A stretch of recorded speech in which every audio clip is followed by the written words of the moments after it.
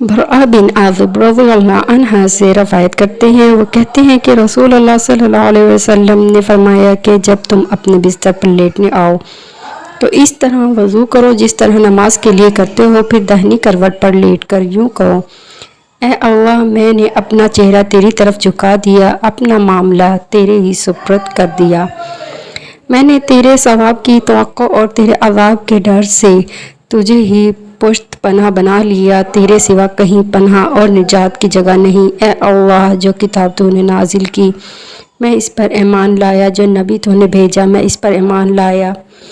تو اگر اس حالت میں اسی رات مر گیا تو فطرت پر مرے گا، اور اس دعا کو سب باتوں کے آخر میں پڑھے۔ حضرت برا کہتے ہیں کہ میں نے رسول اللہ صلی اللہ علیہ وسلم کے سامنے اس دعا کو دوبارہ پڑھا۔ جب میں آمنت بکتابک الذی انزلت پر پہنچا تو میں نے ورسولک کا لفظ کہہ دیا۔ آپ نے فرمایا نہیں، یوں کہو ونبیک الذی ارسلت۔ حدیث صحیح بخاری 247۔